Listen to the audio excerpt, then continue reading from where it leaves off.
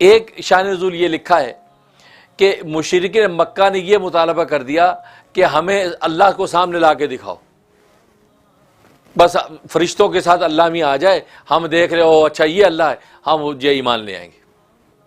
اس پر جو ہے یہ آیات اتر آئیں کہ ہم تریدون ان تصلوا رسولکم کما سئل موسیٰ من قبل، کیا تم بھی اپنے رسول سے ویسے مطالبے کر رہے ہو جیسے موسیٰ سے کیا گیا؟ کیونکہ موسیٰ سے بھی یہی مطالبہ کیا گیا تھا کہ بھئی وہ آپ جو اللہ کو ہمیں دکھائیں۔ پہلے تو کہتے ہم اللہ ہمیں خود کہہ دے کہ یہ احکام ہیں، لہذا اللہ نے جب خود کہہ دیا کہ یہ احکام ہے جس پہ تم عمل کرو تو کہنے کہ نہیں جی نہیں، اب پتہ نہیں آواز ہمیں تو 6 طرف سے آواز آ رہی تھی، مشرق مغرب شمال جنوب اوپر نیچے 6 طرف سے، کوئی اللہ کی تو کوئی جہت نہیں ہے، ہر طرف سے آواز آ رہی تھی۔ کہنے لگے پتہ نہیں یہ کیسا جادو بھائی، یہ 6 طرف سے آواز آ رہی، ہم تو اپنی آنکھوں سے جب تک اللہ کو دیکھ نہیں لیں گے اس وقت تک نہیں مانیں گے کہ اللہ ہمیں یہ حکم دے رہا ہے، جو کہ واقعہ پہلے گزر چکا ہے۔ اور اللہ تبارک و تعالیٰ نے اس پر جو بجلی جو نازل کی اور ان کو جلا کے راکھ کر دیا، پھر موسیٰ علیہ السلام کی دعا پر دوبارہ زندہ کیا۔ تو اس لیے فرمایا کہ تم بھی ویسے ہی سوال کر رہے ہو کہ جیسے وہ کہتے ہیں اللہ کو دیکھیں گے، اور اتنے احمق ہیں کہ اگر اللہ سامنے دکھا بھی دیا جاتا تو ان کے پاس کون سی دلیل ہے کہ یہ اللہ ہی ہے؟ یہ تو وہ مانے جو اللہ کو پہلے دیکھ چکا ہو، اب اللہ سامنے آئے تو تبھی کہیں گے ہاں یہ اللہ ہے۔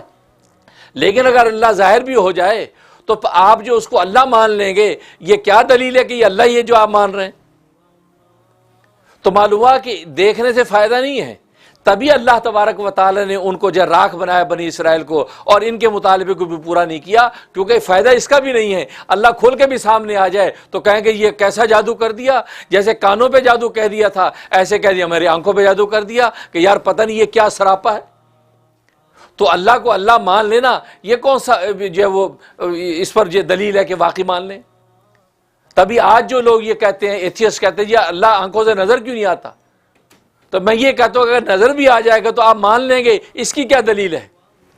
اور جب آپ کہیں گے ہاں یہ اللہ ہے ہم مان رہے ہیں، تو اس پر کیا دلیل ہے کہ آپ نے اس کو اللہ کی اس بنیاد پہ مان لی؟ کسوٹی معیار آپ کے پاس کیا ہے؟ آپ کو کچھ بھی دکھا دیا جائے آپ اس کو اللہ مان لیں گے؟ تو معلوم ہوا کہ آج اگر اللہ دکھا بھی دیا جائے، دکھ بھی جائے، تو بھی آپ اس کو اللہ کو خدا مان نہیں سکتے اگر آپ دل سے ایمان لانے والے نہیں ہیں۔ اگر دل سے ایمان لانے والے ہیں تو پھر دیکھنے کی احتیاج ہی نہیں ہے، آپ بغیر دیکھے کہہ سکتے ہیں آمنت باللہ و ملائکتہ و کتبہ و رسلہ، بغیر دیکھے مان سکتے ہیں۔ جیسے بغیر دیتے آپ نے پردادا کو پردادا مان لیا، نگر دادا کو نگر دادا مان لیا، کیا میں نے اور آپ نے اپنے نگر دادا کو دیکھا ہے؟ پتھر دادا کو دیکھا ہے؟ ہم پوری پشتیں پوری کی پوری پشت پورے شجرے ہم نے گھروں میں لگا رکھے ہیں، دیکھو یہ میرا ابا ہے، یہ میرا دادا ہے، یہ پردادا ہے، یہ نگر دادا ہے، یہ پتھر دادا ہے، یہاں تک کہ 40 واسطے آپ نے کس بیس میں مان لیا بھائی؟ آپ نے اپنے نگر دادا کو تو دیکھا ہی نہیں۔ تو معلوم ہے کہ بغیر دیکھے بھی بہت سی چیزیں مانی جاتی ہیں۔ تو اسی طریقے سے اللہ کو بھی بغیر دیکھے آپ مان لیں کہ جو کچھ ہوتا نظر آ رہا ہے، یہ جو ہوتا نظر آ رہا ہے اس کے پیچھے کرنے والا کوئی ہے۔ جیسے آپ ابا کی نسبت سے اوپر کی سارے شجرے کو آپ نے سچا مان لیا، ایسے اس کائنات میں جو تسلسل جو ہوتا نظر آ رہا ہے، اس تسلسل کو دیکھتے ہوئے آپ خدا کو مان لیں کہ اس کے اندر تصرف کرنے والا کوئی ہے، اور وہی خدا ہے۔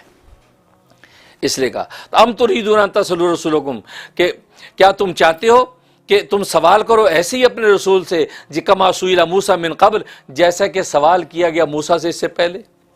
ومن یتبدل الکفر بالایمان، اور جو کوئی کفر کے بدلے میں ایمان کے بدلے میں کفر کو اختیار کرے گا، فقد ضل سواء السبیل، پس وہ بہہ گیا جو وہ برے راستے گمراہ راستے کی طرف۔